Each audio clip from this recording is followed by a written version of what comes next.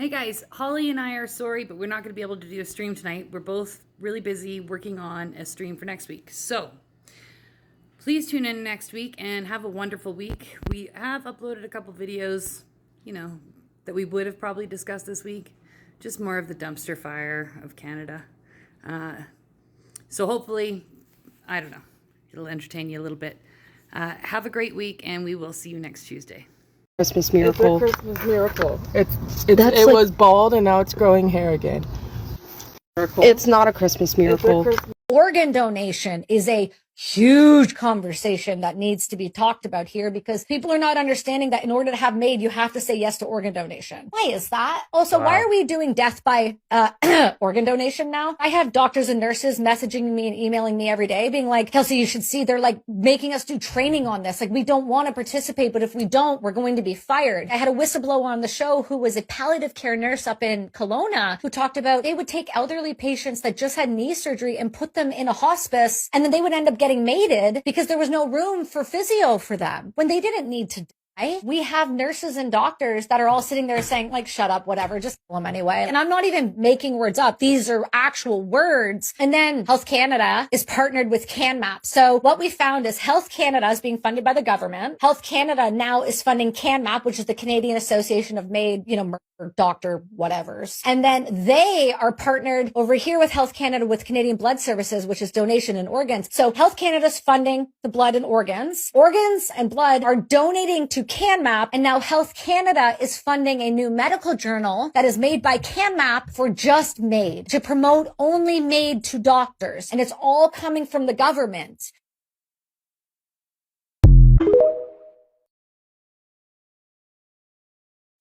The trial of Preston Davey, the murder of Preston Davey by the married gay couple who had adopted him just 4 months previous, has been more and more upsetting as time's gone on. We found out yesterday in the trial that Preston Davey was 13 months of age when he was raped and beaten to death by these two bastards from Blackpool. Actually had human bite marks on his body. Pathologist Dr. Alison Armour was asked to comment on a photograph of Preston taken of him in the garden paddling pool about 2 weeks before his death, and she said that is a human bite mark. Jurors were shown the photo taken from a distance showing a darker shade, which was a human bite mark on Preston's buttocks. The doctor said, having looked at the photo, the mark on his body was round and circular bruise, turning slightly purple and around 3.5 centimetres in diameter. The size configuration, which means the shape, are consistent with it being a human bite mark on his bum. It is alleged by the courts that over the 4-month Preston was in their home, he was routinely ill-treated. He had indecent images taken of him, sexual videos taken of him. He was raped and he was physically assaulted. Armour also said on the stand that in her opinion, a video recovered from Varley's phone of Preston in his cot along with 2 toy teddy bears 4 days before his death. She said the video images stretched over 3 minutes and 12 seconds, with the child heads and armed over the top horizontal bar of the cot and his neck resting on the bar. His body is apparently partially suspended, his legs frog-like, and he's he looks unconscious. And it seems like he is just absolutely already giving up. She said it's unsafe, it's dangerous. In one still photograph, Preston's head is in an unnatural position with fluid coming out of his mouth. In that picture, his tongue is protruding, he is blue, and his lips appear blue, consistent with at some point being starved of oxygen, and that was days before he died. The pathologist went on to say that the cause of death was upper airway obstruction, believing that something was pushed into his mouth which was stopped him from breathing. She said the post-mortem also found external and internal injuries, including bruises to Preston's forehead, throat, mouth, bladder, bottom, and bleeding inside of his lungs. His body was also covered in fingertip bruises, and they were consistent with gripping, prodding, poking, and pinching. And some of the injuries to his internal organs were caused by forced penetration. I'm so sorry.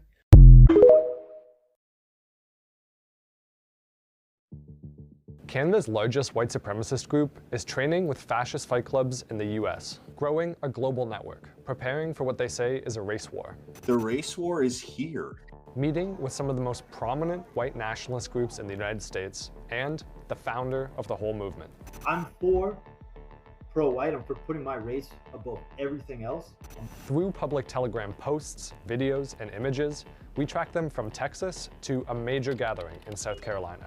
It's very significant that we're seeing Canadians travel across the border. It is getting more and more coordinated by the day. Active clubs are a global movement of white nationalist fight clubs who gather to train in combat sports. They're founded by this guy, Robert Rundo. I put my people first. You know, there's fun in fascism. Here's the leader of Second Sons, Jeremy Mackenzie, giving a Nazi salute. According to Telegram posts, in late March, they traveled to Texas for their first meetup with Lone Star Active Club, based around Dallas. We've geolocated these images to verify them, and we find that their first meetup was in the city of Fort Worth. The two groups can obviously be seen at the Fort Worth stockyards, but also at a major gym. And here they are at a private gym used by the Lone Star Active Club. This image appears to be taken in a sort of clubhouse for the Lone Star group. You might think that this is 3 Second Sons members. Check out this guy in the middle though. We believe this is Robert Rundo. When I first saw that picture, I laughed because despite the blurring, I knew it was Rundo right away. I mean, that's obviously Robert Rundo. There's no question. Rundo is the founder of the modern Active Club movement. Here's why we think it's him. The watch in this video appears to be the same one as this image. And the tattoo blurred here is in the same shape and place as Rundo's tattoo in this other video. Next, Second Sons members hit the road, traveling from Texas to South Carolina. They're heading to American Muscle 2, part combat sports tournament, part networking event. They meet there with clubs from across the US. You can see someone wearing the Second Son shirt in this promotional video put out by the organization running the event. That organization? Patriot Front, one of the United States' most notorious white nationalist groups. There is very likely a high degree of strategizing that is happening at these events, as well as deeper thinking as to how to propel the movement forward.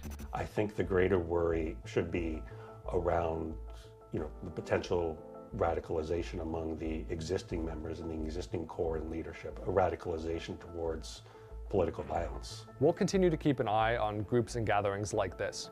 If you have something you want us to investigate, email us at vi@cbc.ca.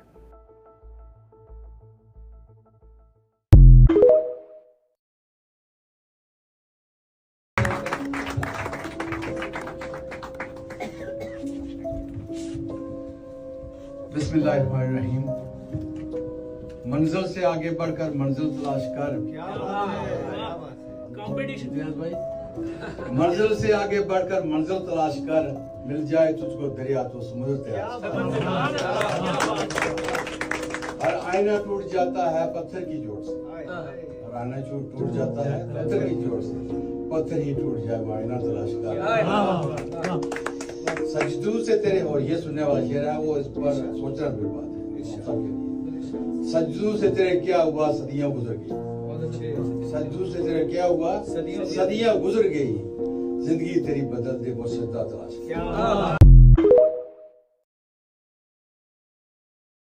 More Canadians are waking up not knowing how they'll pay their debt on time. Insolvency filings are at their highest levels in nearly 2 decades. As Angie Seth explains, there could be even more financial distress to come. More Canadians are at a breaking point when it comes to their financial future. The number of insolvencies have not been this high since 2009 during the financial crisis. The latest numbers from the Office of the Superintendent of Bankruptcy indicate that more than 37,000 Canadians filed for consumer insolvency in the first quarter of 2026. And that's an increase of 8.5% compared to the same time last year. One insolvency trustee CBC spoke with says big mortgage or car debts are making it difficult for some Canadians to stay afloat. It costs a lot of money to live. So we all go to the grocery store, everything costs more money. You go to the gas station, everything costs more. So our expenses for the most part are rising a lot faster than what our incomes are. How do you bridge that gap? Well, you do it with debt. But if we are to look at these numbers on a per capita basis, the insolvencies picture is not as dire. And that's because Canada's population increased significantly over the last few years. But Hoyes says there is a concern when you are seeing insolvency levels that are significantly higher than a year, 2 years, or even 3 years ago. And for provinces where the real estate market is cooling and values are dropping, Hoyes says that could exacerbate the situation, especially for those caught in having purchased a pre-construction build. So we are seeing a number of people who are deciding, you know what, I'm just going to sell my house and get out and use whatever money I can to service my debt. So that is keeping the number of insolvencies down because people still have some real estate wealth left, but that is decreasing with each passing month. So I think we're in the early innings of the real estate caused financial distress in Canada. And Hoyes says the uncertainty in trade, energy prices, and employment will continue to impact Canadians. Angie Seth, CBC News, Toronto.